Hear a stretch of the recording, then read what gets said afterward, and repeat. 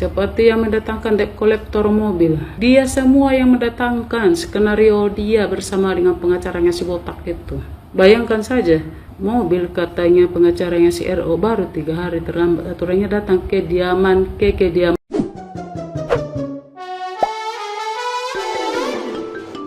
Perselisihan antara Ruben Onsu dan Sarwendah kembali memanas akibat isu mengejutkan terkait aset rumah mewah mereka. Pihak Sarwendah mendadak mengklaim bahwa rumah yang terletak di kawasan Cilandak tersebut terancam dilelang oleh bank. Bahkan, mereka menyebut kediaman itu sempat diteror oleh belasan debt collector. Pengakuan kontroversial ini lantas memicu tanggapan keras dari kubu Ruben yang merasa nama baiknya dicemarkan.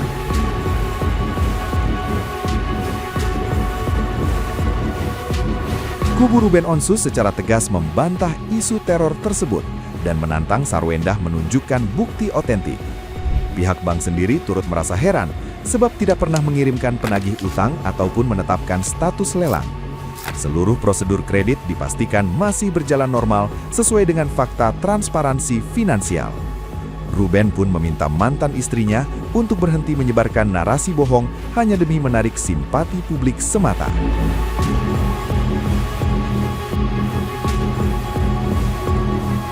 Nah, gimana nih menurut netizen yang terhormat? Silahkan berkomentar ya. Tinggal di rumah mantan suami, diributkan angsuran banknya nggak mau dibayar.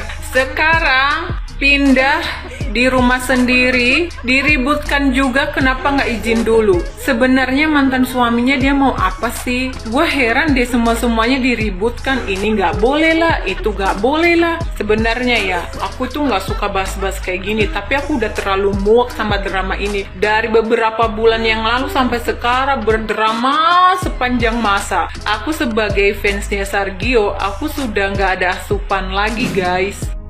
2 kali didatangin DC, setauku ya, ada 2 kali didatangin DC meskipun Bang Binola berkata bahwa dia sudah konfirmasi langsung kepada banknya. Ini menurut saya ya, kenapa DC itu selalu ke sana, tidak pergi ke rumahnya Ruben aja, kalau memang yang mau ditagih itu Ruben. Saya rasa orang-orang penting kayak gitu ya, kayak bank-bank gitu pasti tahu lah ya alamatnya Ruben kan, karena Ruben pasti nasabah prioritas di sana ya kan. Terus menurutku lagi nih ya, kalau rumah besar begitu itu maksudnya tidak melewati ada pos gitu dulu ya, pos apa pos security gitu ya, kan itu rumah besar banget ya, jadi maksudnya nggak melewati pos security dulu langsung ke situ, itu pertanyaanku. Terus pendapatku, kalau seandainya itu benar ada DC ke situ ya, kan senasib sepenanggungan kan, senasib dulu waktu menyekolahkan rumah itu ditandatangani berdua, yang menikmati adalah mamanya dan anak-anak ya di rumah itu kan, gitu loh. Jadi kalau semisalkan ada DC juga datang, benar itu ada DC ke situ, harusnya ya senasib sepenanggungan gitu, berat sama dipikul, ringan sama dijinjing, sama-sama susah, sama-sama bahagia, sama-sama senang, sama-sama sakit kepala, itu menurutku.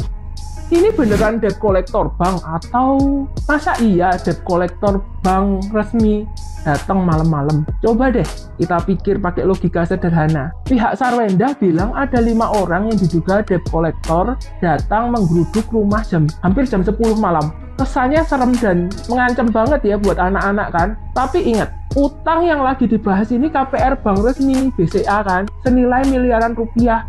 Bank gede itu kerjanya rapi dan pakai aturan hukum, bukan ngirim preman buat nongkrong di depan rumah orang malam-malam. Biasanya rentetannya itu panjang, dikasih surat peringatan, dipanggil resmi, sampai akhirnya ada pengumuman lelang. Jadi wajar kalau kita mikir, ini beneran debt collector bank atau... Guys, gue kasih tahu.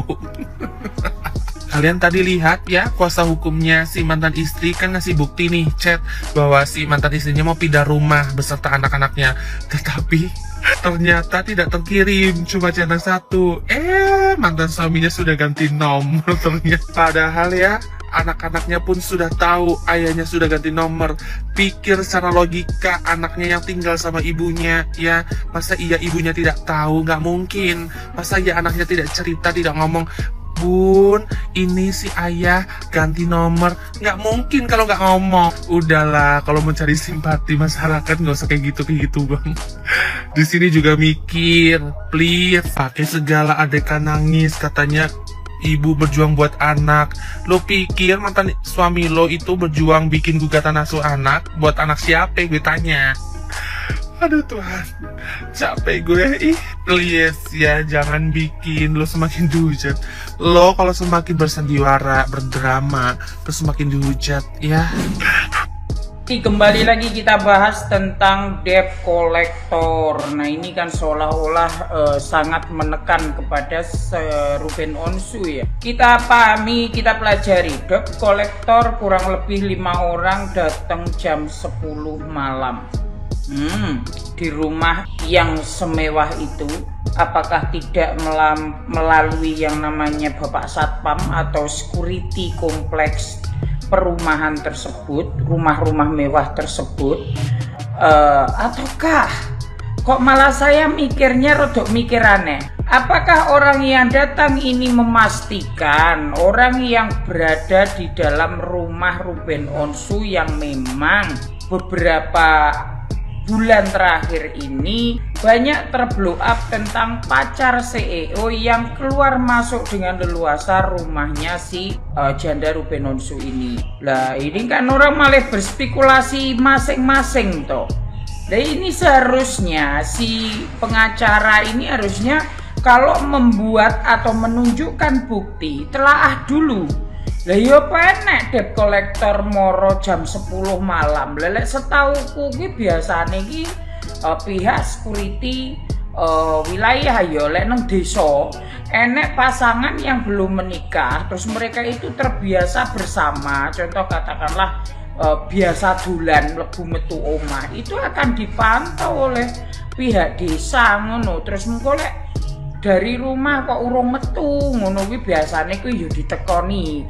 Kok rong mulai jam 09.00 punjul. Nah ngono biasane ki aku malah berpikir yang aneh-aneh. Ya ora mungkin toh debt collector moro jam 10 bengi. Kan ya seperti itu toh yo. Ini ki malah mikir sing aneh-aneh lho, bukan berarti bagaimana.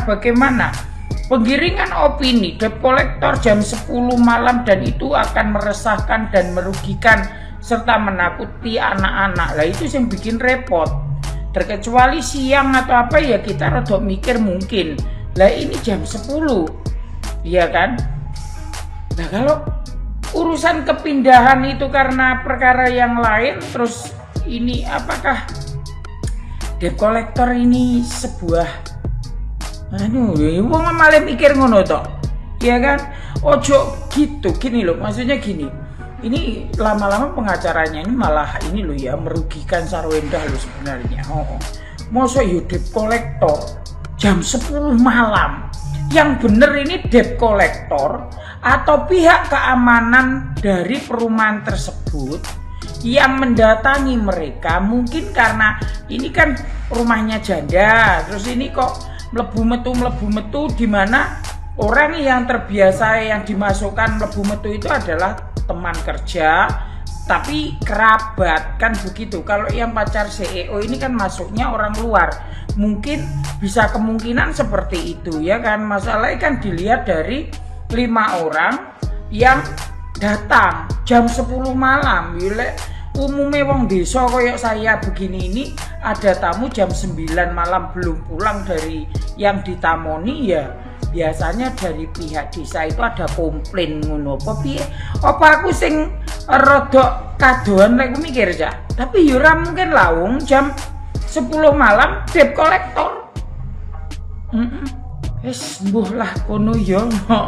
Dilihat aja dulu ya ngene iki aku yo seneng nek enek bahan ngene-ngene iki apa mencerdaskan kalian. Jangan menelan mentah-mentah sebuah berita tanpa kalian ini meng-cross check terlebih dahulu. Diduga karena Ruben Onsu telat membayarkan angsuran atas rumah mewah tersebut, akhirnya sekarang SW dikonfirmasi kalau dia telah pindah dari rumah mewah tersebut. Jadi memang Minola Sebayang ini sempat mengkonfirmasi kalau uang angsuran yang harus dibayarkan oleh Ruben Onsu ke bank adalah 379 JT per bulan. Itu untuk membayar angsuran yang mereka ambil untuk merenovasi rumah tersebut. Jadi rumah itu adalah rumah lama yang dibeli dengan lunas oleh Ruben Onsu. Kemudian sertifikat rumah tersebut digadaikan di bank mengambil uang 11 M. Itu bukan untuk modal usaha Ruben Onsu, tapi untuk merenovasi rumah tersebut. Memang, menurut kuasa hukum Ruben Onsu, rumah tersebut didesain oleh orang tua SW. Tapi semua biaya dibayarkan oleh Ruben Onsu.